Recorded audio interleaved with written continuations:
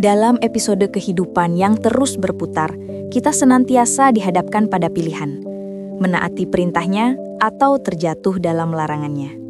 Hawa nafsu seringkali membisikkan bahwa maksiat adalah kenikmatan sesaat yang akan berlalu tanpa jejak, sebuah kesalahan kecil yang bisa ditutup dengan taubat. Namun, pernahkah kita merenung? Betulkah maksiat itu benar-benar lenyap begitu saja setelah kita melakukannya? Apakah ia hanya catatan yang bisa dihapus? Ataukah ia meninggalkan bekas, layaknya goresan pada cermin hati kita? Saya pernah mendengar sebuah ceramah yang sangat menyentuh hati, yang membuka mata saya lebar-lebar tentang realitas dosa. Intinya sangat sederhana namun powerful. Setiap maksiat itu ada bekasnya. Bekas itu bukan hanya catatan di sisi malaikat raqib dan atid, bukan hanya ancaman di akhirat yang masih jauh, melainkan jejak nyata yang tertinggal dalam diri kita, entah secara fisik, psikis, atau bahkan merusak fondasi hidup kita di kemudian hari. Dosa, layaknya tinta permanen, mungkin bisa kita hapus samar-samar dengan taubat, namun jejaknya seringkali tetap ada, mengubah lanskap hati dan perilaku kita, membentuk kita menjadi pribadi yang berbeda dari seharusnya. Mari kita selami lebih dalam bagaimana maksiat meninggalkan bekasnya yang seringkali tak kita sadari. Paling jelas, beberapa maksiat meninggalkan bekas fisik yang kasat mata. Orang yang terjerumus dalam perkelahian misalnya, akan pulang dengan bekas luka di tubuhnya, memar, goresan, atau bahkan patah tulang. Luka itu menjadi pengingat pahit akan kemarahan dan agresi yang tidak terkontrol. Namun, bekas fisik bukan hanya tentang luka luar. Dosa-dosa yang merajalela dapat memicu stres kronis, kecemasan, dan depresi, yang pada gilirannya dapat menyebabkan berbagai penyakit fisik yang muncul secara psikosomatis. Hati yang selalu gelisah karena dosa akan meracuni tubuh secara perlahan, menunjukkan bahwa kesehatan fisik juga adalah bagian dari rezeki yang bisa terhalang oleh maksiat.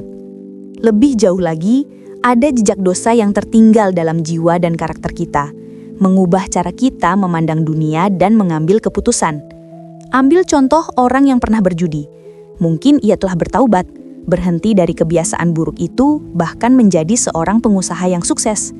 Namun, bekas judi seringkali meninggalkan jejak psikis yang halus namun berbahaya, yaitu toleransi resiko yang tidak sehat.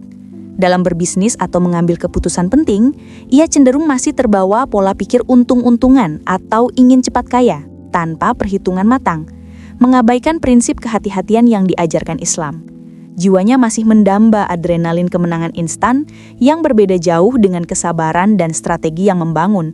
Ini adalah kerusakan karakter yang sulit dihapus sepenuhnya.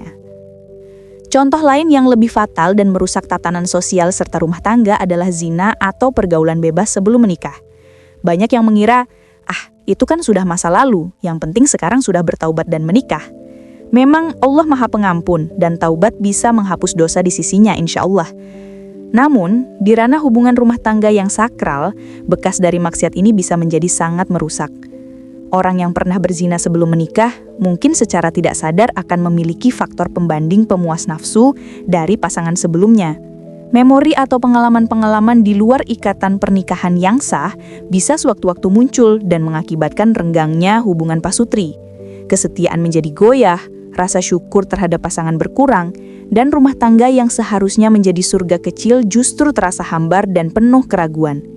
Ini adalah bekas yang menghancurkan fondasi sakinah, mawaddah, warahmah. Dosa juga meninggalkan jejak sosial yang tak kalah perih, bahkan pada mereka yang melakukan kezaliman. Seorang pembunuh misalnya, meskipun ia bersembunyi atau bahkan tidak tertangkap hukum dunia, jiwanya akan terus dihantui oleh bayangan perbuatannya. Ia mungkin tidak terimbas secara fisik langsung setelah perbuatan itu, tapi batinnya akan rusak secara mental. Rasa bersalah yang mendalam, ketakutan akan terungkap, atau kekosongan spiritual akan menghantuinya, memutuskan kedamaian jiwanya. Ini adalah bekas yang membuatnya hidup dalam penjara psikologis. Bahkan dosa seperti menipu, bergibah, atau memakan harta haram, meninggalkan bekas yang memutus keberkahan dalam hidup kita. Mungkin secara materi kita mendapatkan banyak, tetapi harta itu tidak membawa ketenangan, justru mengundang masalah, penyakit, atau kehancuran dalam keluarga. Hidup terasa hambar, hati tidak tentram, dan segala upaya tidak membuahkan hasil yang membahagiakan. ini adalah bekas ketidakberkahan yang menempel erat pada setiap aspek hidup. Saudaraku, semua ini menunjukkan bahwa maksiat itu bukanlah kenikmatan sesaat yang berlalu tanpa jejak. Ia adalah virus spiritual yang meninggalkan bekas, entah secara fisik, psikis, atau bahkan merusak fondasi hidup kita di kemudian hari. Dosa, layaknya tinta permanen, mungkin bisa kita hapus samar-samar dengan taubat. Namun jejaknya seringkali tetap ada, mengubah lanskap hati dan perilaku kita, membentuk kita menjadi pribadi yang berbeda dari seharusnya. Lalu, apa yang harus kita lakukan di hadapan realitas yang menakutkan ini? Bagi kita yang pernah terjerumus dalam maksiat dan merasakan bekas-bekas ini, pintu taubat senantiasa terbuka lebar. Allah adalah Al-Ghafur, Maha Pengampun, dan Ar-Rahim, Maha Penyayang.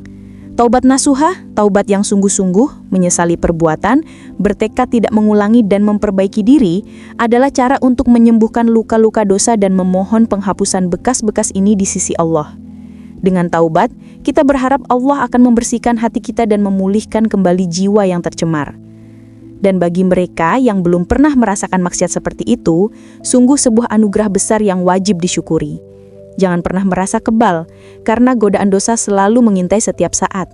Jadikanlah ini sebagai pengingat untuk senantiasa memohon perlindungan kepada Allah Subhanahu wa Ta'ala. Mintalah kepadanya agar dijauhkan dari segala godaan maksiat, agar diberikan keteguhan iman, dan agar hati dan jiwa kita selalu bersih dari jejak-jejak dosa yang merusak. Ingatlah doa Nabi Yusuf alaihissalam yang memohon perlindungan dari perbuatan keji. Wahai Tuhanku, penjara lebih aku sukai daripada memenuhi ajakan mereka kepadaku. Ini adalah doa dari seorang nabi, betapa kita yang lemah ini jauh lebih membutuhkan perlindungan serupa. Mari kita jaga diri, jaga hati, dan jaga amal perbuatan kita dari segala bentuk maksiat. Jangan biarkan kenikmatan sesaat merusak kebahagiaan abadi kita di dunia dan akhirat, apalagi meninggalkan bekas luka yang sulit terhapus dalam jiwa. Karena sungguh, setiap maksiat itu ada bekasnya, dan bekas terbaik adalah kebaikan yang tak terhingga yang kita tanamkan dalam setiap ketaatan. Semoga Allah senantiasa membimbing kita di jalan kebaikan dan menjauhkan kita dari segala bentuk keburukan. Amin ya Rabbal Alamin.